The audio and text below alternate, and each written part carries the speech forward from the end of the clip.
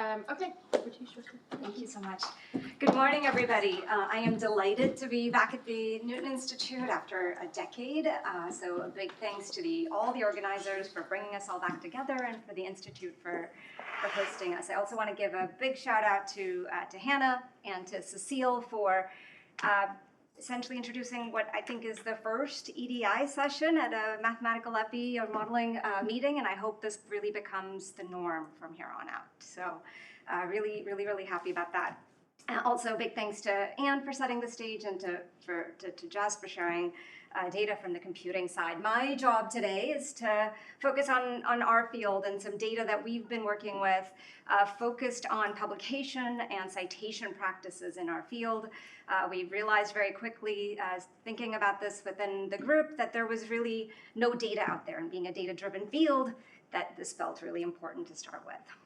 So just for starters, kind of why do this work, right? So again, Anne and Jess have both kind of set the stage on this, but of course, publications and citations are critical in academia, have large consequences for visibility, credibility, career advancement, and leadership opportunities. So using this as a measure of success, whether we agree that's the right measure of success or not is a different conversation, but since it is what we use, it makes sense to kind of look at this specific aspect of it. Now, you might say a number of other scientific fields have already looked at this, so including physics and neuroscience and astronomy, even infectious disease research. So why should we do this within our field, right? And the point is that we're quite unique. We're more quantitative than the rest of infectious disease research, and so are susceptible to a lot of the biases that tend to exist in maths and computing.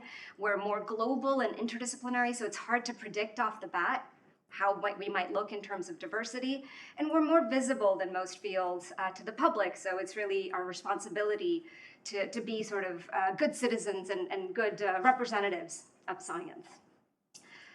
Of course, also as epidemiologists, I don't think I need to convince anyone in the room that counting is really important to raise awareness, allocate resources, advocate, and act for change, right? We do this in our work with infectious disease data. We really advocate for collecting data with policymakers so that we know how to act for change.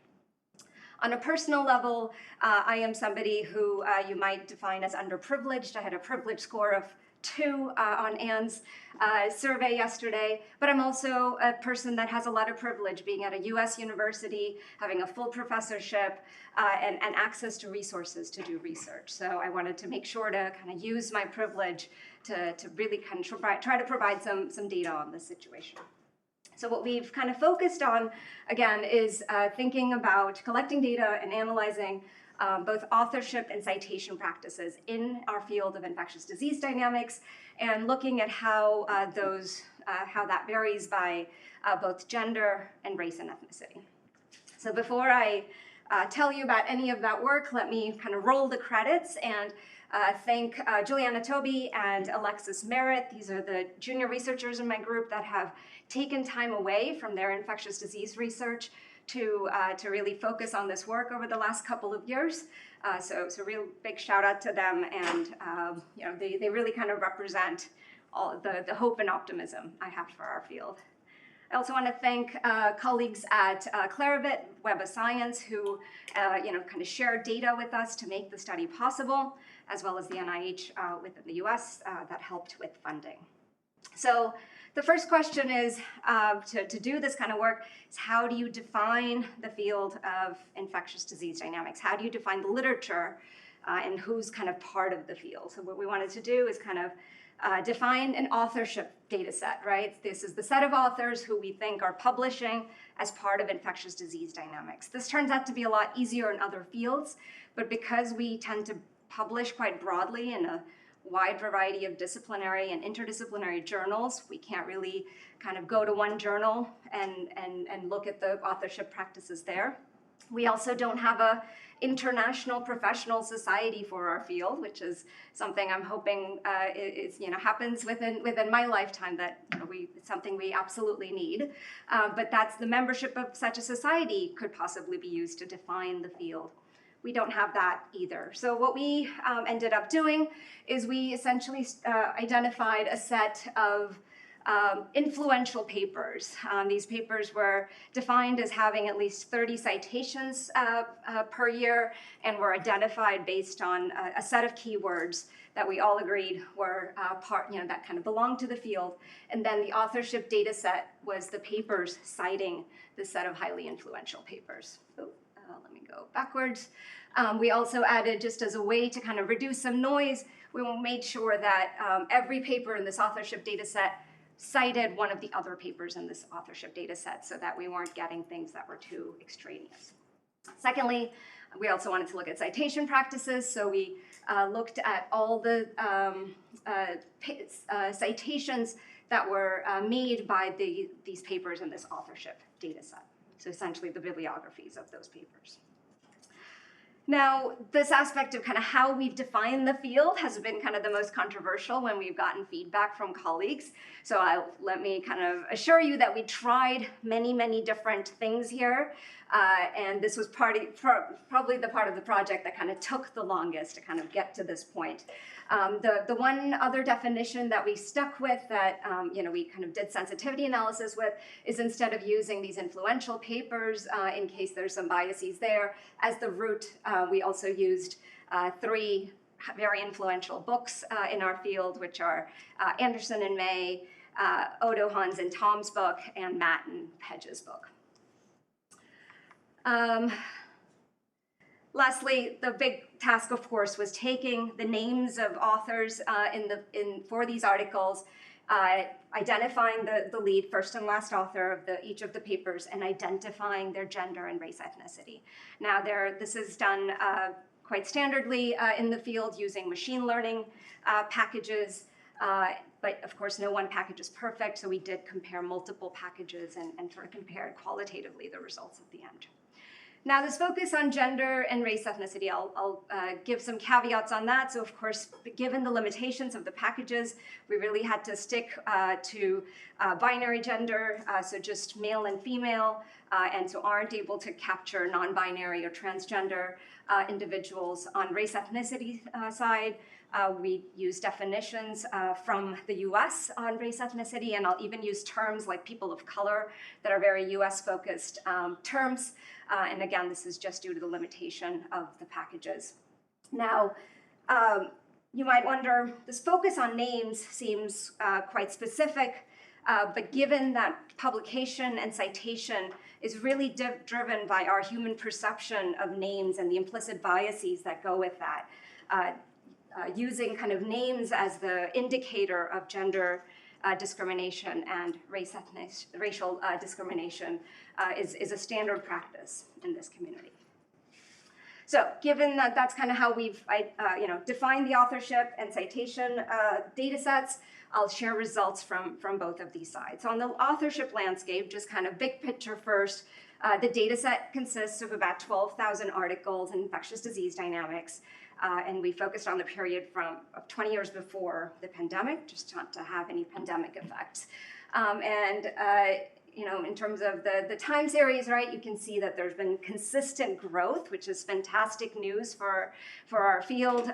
We're on a great trajectory of growth. And again, this is at least the first time I've seen data like this for IDD, so it was great to see this. More spatially, we span about half the countries of the planet, about 107 countries, but there is clumping in kind of where those articles are found. So 60% of senior authors come from the global north. So for anybody who's not familiar with the term global north, it's a valueless term for industrialized nations and nations that have not been colonized. The global north includes US, Canada, Europe, Australia, New Zealand, Israel, South Korea, and Japan.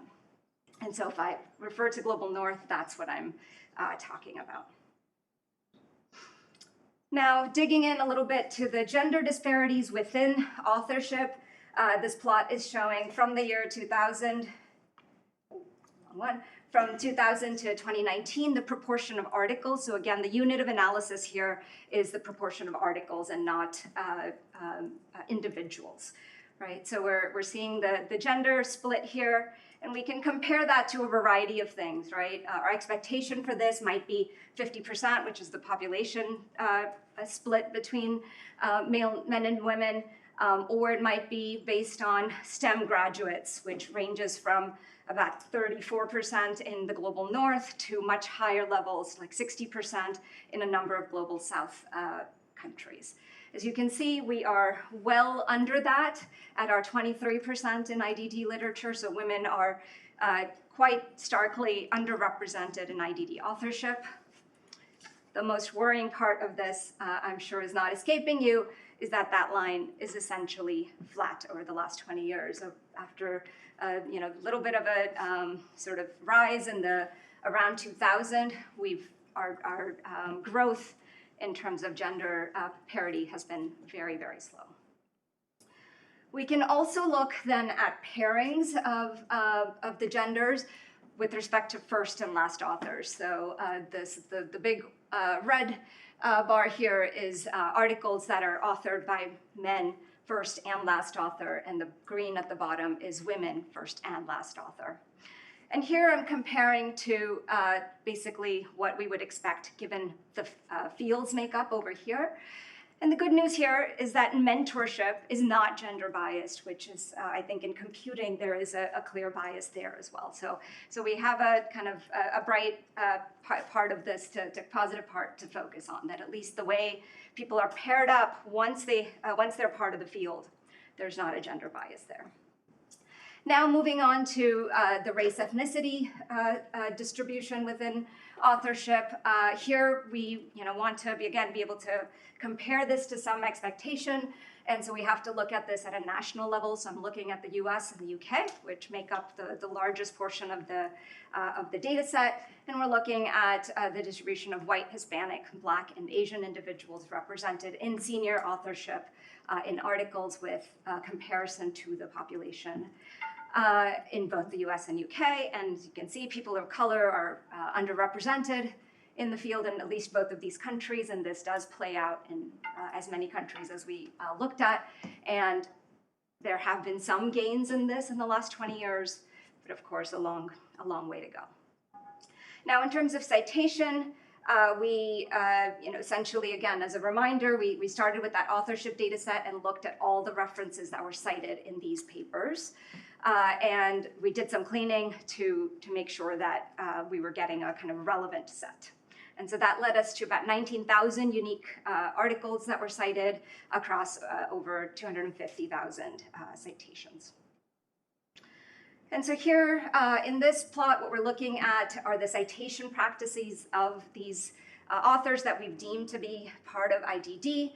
And we're looking essentially at the citation rate relative to an expectation, which is essentially that whole citation database. So given all the possible articles that someone could cite, what is actually being cited in papers written by men authors versus women authors and so on. And so we see that men authored papers are about 10% oversighted, whereas any articles that have a woman author in either first or last position are undercited, with about 30% undercitation when it's a female first and last author. On the race ethnicity side, it gets a little bit more complicated. We also have less data because of the poor representation of minority ethnic and racial groups. So we have to look at papers that are authored just by white authors versus any article having a person of color as an author. So it's basically all these three, equivalent of all these three categories combined. And we have to look at things in sort of two ways, right? There's two sets of bars here. The darker bars are capturing what realistically happens, where global north authors, which make up the majority of the data set, mostly cite other global north authors. So if we take that as the expectation, we find that it's about a 10% oversicitation and again, a 30% undercitation for the minority groups. Whereas if you actually think of an ideal world where global north authors aren't just citing other global north authors, but really should be drawing from the entire global literature, then that under and over-citation becomes a lot starker with up to 50% under-citation here. And then the last data result I'll share with you is kind of looking at who's doing the citing to see if there's portions of our community that are sort of doing better with citation practices than others. So these 4 plots are male citers, women citers, white citers, and any articles that have a person of color, kind of what their citation practices look like over time. And overall, we have still a long way to go, but this does seem to show that underrepresented authors, especially women authors, contribute more to diverse citation practices, which is something that's been seen in other fields as well. So just quickly, for anybody worrying about methodology here, right? There's a lot of noise in the data, so we did quantify uncertainty. The bootstrap intervals here are reasonable, and the differences are still statistically significant. There's a whole load of sensitivity analysis that Alexis and Juliana have done for that different definition of the field, for the geographic context, for this classification of gender, race, ethnicity based on that package. And qualitatively, it's all a pretty sad picture. The last analysis that we're still working on is accounting for other factors. So often when you do this kind of work, there's a tendency by people to say, oh, there's some other confounding factor here that you haven't captured, and it's really not that we are discriminating within our community, and really there's something else going on. So the thing that we've recently been able to get data for is impact factor, and so we're working with a generalized linear model to try to understand if citation rate is driven by gender and ethnicity of the authors after we control for impact factor, publication year, bibliography length, and the subject. And like I said, the results are kind of still in progress, but at least the preliminary results still show that despite correcting for all of these things, there's still a huge bias in our field. So I will try to, I know I'm low on time here, so I'll try to end with some takeaways and then some action points. So our goal here, of course, this week is to kind of look back on the last few years and try to learn from the lessons of the pandemic, and to kind of look ahead to figure out areas of future work. And I think it's really critical at this juncture for us to figure out which voices are kind of being under-recognized so that we can do better in the future. And so for as far as we know, this is the kind of the first data set that allows us to look at that, and it paints a pretty dire picture, right? We're seeing that women, people of color, at least the 2 aspects that we focused on, are underrepresented in authorship. And this very much comes at a cost to our science, right? There's loads and loads of literature that shows that diversity improves science, improves the quality of science, improves the sustainability of science. So this is really coming at a cost to our science. And the rate of change that we've been seeing over the last 20 years is way too slow. And until we take action, we're not going to be able to get ourselves out of that. The last little bit is that I didn't get a chance to show the results on is that we do see evidence of a leaky pipeline. So in addition to seeing data over time, we're also able to kind of compare the progression of not exactly individuals, but the progression of careers from, when they go from first to senior authors, and the picture becomes more disparate. Both gender disparities increase and ethnic disparities increase. On the citation practices, right, we're grossly biased with 30 to 50% under citation, and we all understand the implications and consequences of that. And we're, again, not seeing real big changes over time in those disparities, but we are seeing that certain parts of our community, particularly women, are contributing more to gender diverse practices. So it is really possible. I'll also mention we'll post a preprint on this work soon, hopefully while I'm here at the Newton. We'll also share the data and the code, so I encourage you to analyze the data further and ask your own questions. Now I want to end on just a few points of kind of taking action. We really want to, there's a whole host of action that we can take, which is the good news. And Jess have both pointed to some things. I'll focus on things that have to do specifically with authorship and citation. So on the citation side, bibliography transparency is a big one, right? So we are gonna, as part of this work, we're gonna share a tool that allows you to run your bib files through sort of a bibliography assessment tool to get an estimate of the gender disparity or ethnic disparity in your own bibliography. So we encourage folks to use that tool to analyze their own work once it's ready for submission. Also for editors to build that into their sort of workflows. And then for folks to also report on this, right? To increase the transparency on citation disparities and to really kind of normalize that so that we can do better in the future. Journals can help us by kind of removing bibliography length limits, diversifying editorial boards, and editors. Of course, we talked about double-blind review, which I think is one of the tools that is maybe possible to help solve some of the authorship disparities that we see. But I also think we need to do much more active work. I think the double-blind review is a fairly passive strategy. I think actively diversifying submissions and really kind of seeking out more diverse authors by race, gender, geography is critical. The last thing I'll say, though, is that everything I'm talking about is really about diversity, representation, which at best gets us to equality. From that point forward, that's really the very first step and is the lowest bar. We really need to we have a long way to go then to work on towards equity, which is more about fair access and opportunities, and inclusion, which gives a sense of belonging to everyone in our community. I can certainly tell you from being at this meeting, right, that we are, based on Anne's data, we learned that we're a fairly representative group, both in terms of at least binary gender and in terms of ethnic representation. But based on conversations that have been happening within, afternoon teas and lunch times, I can tell you we still have a long way to go. There's a lot of misconception out there about what it looks like, what a just, equitable, and inclusive community looks like, what even equality looks like.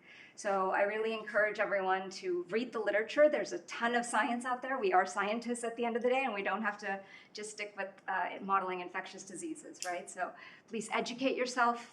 Think about supporting as an ally. And if you have privilege, please consider using it as an advocate to push for change. Okay, I'll stop there. Thanks so much again.